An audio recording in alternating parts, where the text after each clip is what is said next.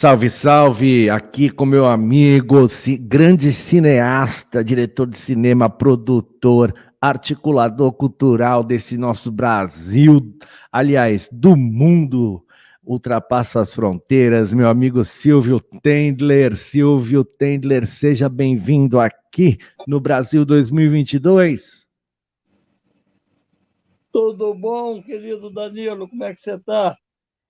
Como é que estão as coisas aí? Melhor agora, né? Sempre falando com você, a coisa fica muito melhor. Que bom, Danilo, que bom. Estamos sempre juntos. Com certeza. Silvio, que história é essa desse filme que já sai um teaser e agora vem o filme aí, Brasil 2022, né? O Brasil ele tem uma relação com esse número 22, né? Muito forte. Esse número 1822, 22, 1922. 22 tem 1822, 1922, né? Tá sempre agora estamos em 2022, né? São três 22 seguidos, porque esse ano é o ano da virada aqui no Brasil, né? E 1822 foi da independência e 1922 a Semana da Arte Moderna, né? Eu espero que 2022 tenha mais estofo e que seja o ano que a gente consiga realmente consolidar uma nação, né? Porque a coisa está muito feia, né? Hoje eu entrei aqui pensando, caramba, destruíram arte, ciência, educação e cultura e agora estão bombardeando a memória, estão querendo destruir o Arquivo Nacional e a memória nacional. Então, é fundamental a gente trabalhar em defesa do Arquivo Nacional e da reconstrução desses pilares perdidos pelo negacionismo, pelo terraplanismo. E acho que esse filme é isso. Esse filme é o debate da construção de uma nação, porque, na verdade, essas datas que a gente está comemorando, elas também elas são interessantes porque elas discutem ideias, mas elas não são absolutamente verdadeiras na discussão do seu conteúdo, né? A gente está discutindo a 1822 uma independência de um país continente que já tinha muita vida antes da chegada dos conquistadores. Então, esse filme que a gente vai fazer, na verdade, não é um filme, é um webdoc interminável, ele é enorme. Ele começa em 22, vai a 1922 e vem até hoje, mas, na verdade, a gente vai. Eu fiz em termos de uma estrada de ferro que a gente percorre e começa nessa data de 1822, e aí a estrada de ferro chega em 1922 e vem até 2022 com os eventos intermediários que foram acontecendo, que são outras estações. E você, nessa estrada, por seu webdoc, na internet, é uma construção coletiva. Então, então, é uma construção coletiva, e aí você pode ter outras alternativas, outras variantes, outras variações, em que você não fica prisioneiro da história oficial. Você vai tomando atalhos. Então, a gente começa na independência do Brasil, mas você pode fazer um flashback e chegar quando nem floresta existia. Já existiam seres humanos morando aqui, né? Não sei se as pessoas sabem, se não souberem vão saber vendo o webdoc, que o ser humano chegou aqui nessa região amazônica antes da floresta.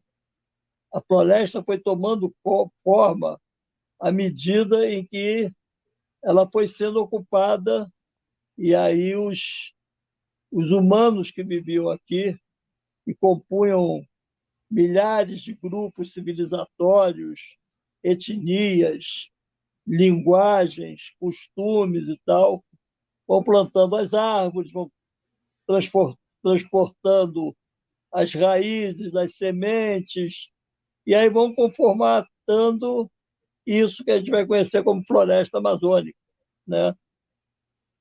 E isso vai acontecendo no Brasil inteiro. O Brasil inteiro era ocupado por povos originários. Então, isso é a gente vai dar esse flashback, e aí depois a gente volta para o presente, e aí a gente mostra a vida hoje. Aí depois você tem a chegada dos chamar de colonizadores, mas na verdade são os caras que vêm para cá para predar, na verdade, a ocupação desse território. Primeiro, terra de Santa Cruz, terra de Veracruz, e aí esse território é o primeiro do mundo a ter o nome de commodity, né? Brasil, não é porque é Brasil, é porque é o pau-brasil que eles exportavam, né? Eles tiravam a tinta daquela madeira vermelha e usavam como tintura, né? Então, aí o Brasil vira o primeiro nome de commodities, vira o país Brasil. Mas você já tem aqui gente vivendo. E aí depois a gente continua construindo, né? Chegam os outros ocupantes, e aí trazem a fórceps os negros, que viram os escravos. É a maneira que eles arranjaram de desenvolver a economia da forma mais barata possível. As máquinas são os homens, são as mulheres, são as crianças, são os pretos, né? E aí é ocupada essa colonização pela exploração, e aí a gente já tem outra estação falando disso. E aí você tem os outros povos que vão chegando também, porque eles são chamados para ocupar esse imenso território. Aí, né, os portugueses são os primeiros, depois vêm os europeus todos, vêm os italianos, depois começam a chegar os asiáticos, vêm os japoneses, vem na Europa mais povos, vêm os judeus, os poloneses, né, vem todos esses povos ocupando esse imenso território, criando essa mescla, essa miscigenação, e vai formando esse território chamado Brasil. E eu vou contando essa história e vou contando as transformações políticas que isso vai trazendo também, né? A chegada de cada povo introduz novos costumes, novos hábitos, religiões, gastronomia, língua, maneira de falar. Então é um filme muito que não tem ponto final. A história não tem ponto final. Então eu vou caminhando nisso tudo até a gente pensar o que será do mundo em 3022. A pergunta: chegaremos a 3022? Teremos competência para chegar a 3022? Se chegarmos a 3022, chegaremos num mundo livre, bonito, solidário, democrático, ou chegaremos no fim dessa festa bárbara que nós estamos vivendo? Esse é o filme. O Brasil, a gente tem uma coisa que a semana de 22 e tantos herdeiros, na verdade, somos herdeiros dessa semana, né? Na questão de uma busca incessante por uma identidade cultural, né? Então, a semana de... Nós nos fizemos herdeiros, né? Nós nos fizemos herdeiros de 22, 22 também é uma construção. 22 é uma construção paulista. É a burguesia paulista, a aristocracia paulista, que quer se dar ares de cosmopolita, né? Ela frequenta os cafés de Paris, né? O Oswald de Andrade era um anarco-comunista refinado, né?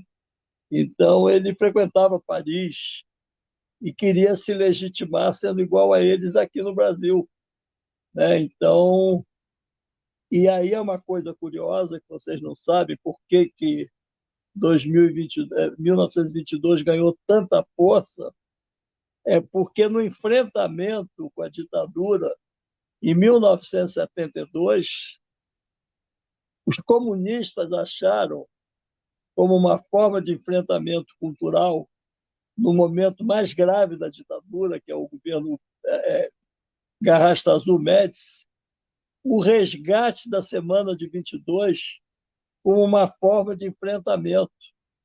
Então, teve 1922, 1922 rolava morna na cultura brasileira, poucos eventos, alguns. O único grande evento de comemorativo de 1922 foi o Rei da Vela encenado pela Oficina, pelo Zé Celso, né? E talvez um pouco o Caetano reivindicando, por conta do Zé Celso, para a Tropicália, né? Eles estavam inventando já aquele movimento Tropicália, e aí eles vão buscar raízes na Tropicália, e aí essas raízes que eles vão buscar, eles encontram no Zé Celso, no Rei da Vela. O Hélio E Itzica também, né? o parangolé do Hélio Itzica, né? O, seja marginal, seja herói e tal. Mas isso daí já é uma pegada política, né? O seja marginal, seja herói do Hélio Itzica, ele homenageia o cara de cavalo, que era um bandido no Rio de Janeiro, mas, na verdade, ele está falando da luta armada também, está falando da resistência à ditadura, né? E o Caetano também canta isso. O Caetano canta uma música que ele dá no meio da música, eu grito, uma Marighella, Marighella, entendeu? Também tem essa mistura, essa simbiose. Mas em 1972, o Instituto Nacional do Livro, que era dirigido por um general, o general Humberto Peregrino, mas que era um cara que tinha veleidades culturais, ele republica a obra inteira do Oswald de Andrade. E aí eu, com 22 anos, tive acesso ao Oswald de Andrade, pude ler O Homem e o Cavalo, João Miramar, todas as... Eu sou um herdeiro de segunda onda desse modernismo, porque eu, com 22 anos, tive acesso às obras completas do Oswald de Andrade. E usei ele como modelo para a vida há muitos anos. Eu gostava, eu li as histórias dele. Eu estava fazendo uma viagem para a Europa de 27 dias. Eu traguei todos os livros dele, entendeu? Então, eu sou filho dessa Semana de Arte Moderna. Eu, ingratamente, agora estou falando mal, mas eu acho que é essa contradição mesmo. É essa contradição. Então, você tem que o modernismo brasileiro, né? Por que eu estou falando mal do modernismo paulista? Primeiro, porque o Lívio Trachtenberg falou, e eu gosto muito do que o Lívio pensa e faz, então, se ele falou, eu acredito. Eu acho que você tem que entrevistar o Lívio aí, mostrar isso que eu estou falando, e dizer agora, Lívio, tu tem que vir falar no meu programa e Fizemos ver se você... alguns trabalhos juntos aqui. Você tem que perguntar a ele se eu surtei ou não. Se o que eu falei corresponde ao que ele pensa ou se eu estou viajandão, entendeu? Mas eu acho que... E o Lívio eu conheci num debate sobre a semana de 22, ele é muito crítico, então eu comecei a observar 22 com outros olhos. Segundo, conversando com João Cândido Portinari, que é uma lindíssima figura, que trabalha 24 horas por dia no resgate da obra do pai, e que, conversando sobre 22, ele falou olha, na verdade, o verdadeiro resgate, a construção do modernismo brasileiro, começa depois da Revolução de 30, num salão de arte moderna dirigido pelo Lúcio Costa, no qual aparece o Portinari. E aí é outra pegada, é uma pegada política, é diferente. É diferente a obra, o trabalhador do café do Portinari é bem diferente do Abapuru, da Tarsila, né? É politizado, né? Então, é isso que o João Cândido reivindica. E eu vi outros artistas, eu vi um trabalho outro dia precioso sobre o Ismael Silva, e o Ismael também é dessa geração de 30 e faz uma coisa completamente moderna, revolucionária. Então, é isso.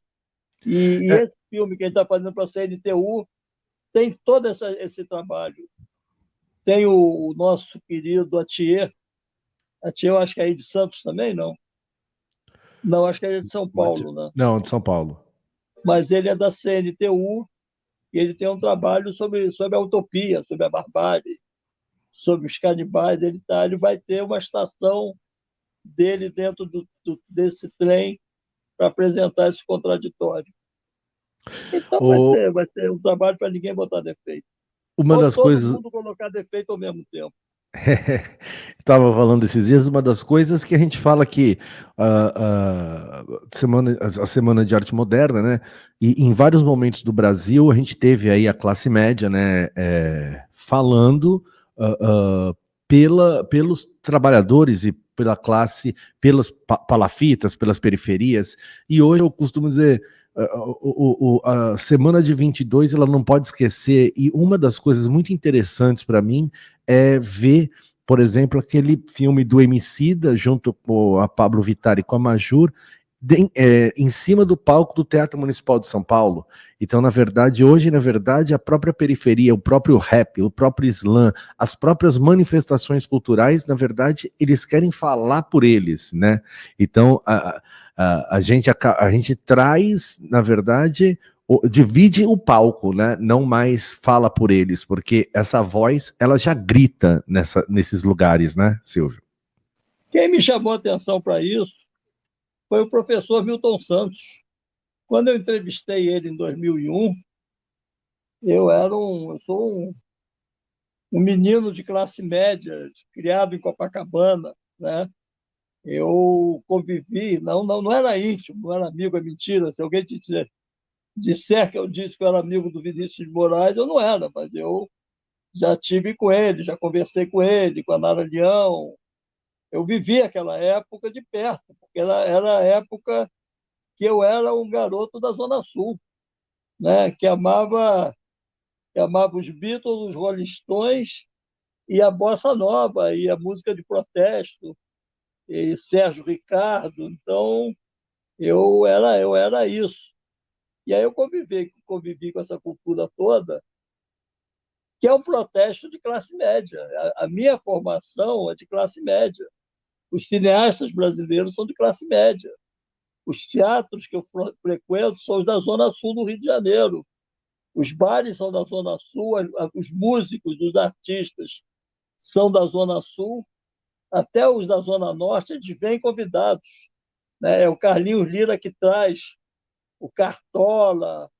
O Carlinhos Lira é que leva o Nelson Cavaquinho no apartamento da Nara Leão, na Avenida Atlântica, entendeu? Então, eu convivi com essa gente, vivi essa época que é construída do ponto de vista da classe média. E aí o Milton Santos, em 2001, ele me diz, olha, hoje quem muda o mundo são os de baixo. Os que vão fazer o novo são os de baixo.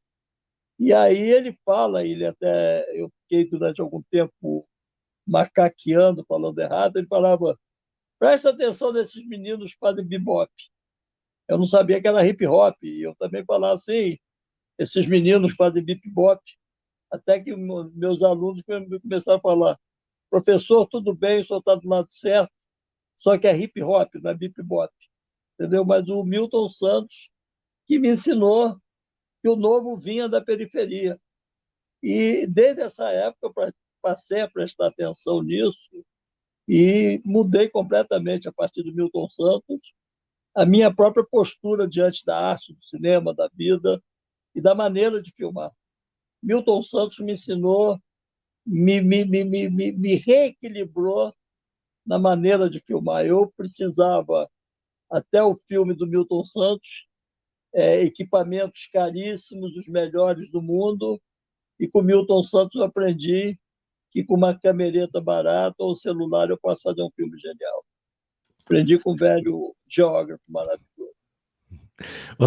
Você não, na verdade, você falou agora o Bip Bop, me lembrou agora, só põe o Bip Bop no meu samba quando tio Sam pegar no Novos tamborim. Baianos, anos 70. Novos Baianos, anos 70. Era o velho Silvio, Bip Bop. Agora é hip hop. é, Slam, agora ele está na cultura do slam. Slam, Não Silvio é Tendler, slam, é slam. Slam. Silvio Tendler, cineasta, meu amigo, eu quero agradecer aqui você ter aceito o convite, topado fazer essa prosa rápida aqui, e com certeza outras virão, e a gente tem muita coisa para fazer ainda esse ano e muitos anos ainda pela frente. Eu agradeço muito mesmo tudo que você tem feito, todos os movimentos que você tem criado e tem permitido com que nós, artistas, pessoas que estão aí nos movimentos ativamente, possa dar sequência a trabalhos que a gente vem fazendo, graças a pessoas, referências e articuladores como você e como outras pessoas que vêm fazendo e continuando essa história maravilhosa. Obrigado, Silvio. Danilo, eu que queria agradecer o convite, queria mandar um grande abraço a meus confrades da CNTU. Eu faço parte da CNTU, agradeço muito a eles essa honrosa oportunidade. Mandar um grande abraço a essa figura gigantesca, dantesca, que é o Allen Abert, a Marta, que é uma gurua da minha vida, todos os demais companheiros desse grupo que compõe a luta pela construção dessa ferrovia cultural que é esse WebDoc, e vamos juntos. Um abraço grande em todos, todas, em você, Danilo, querido. Manda um abraço aí, enquanto você for a Santos, no Toreiro. Toreiro, figura linda, admirável. E a todo mundo que está me ouvindo, muito obrigado pela paciência. E eu estou aqui tranquilo, juro que eu não fumei que eu sou assim mesmo. Beijo grande em todos e todas. Beijo grande, um grande abraço para você, Silvio. Seja sempre bem-vindo.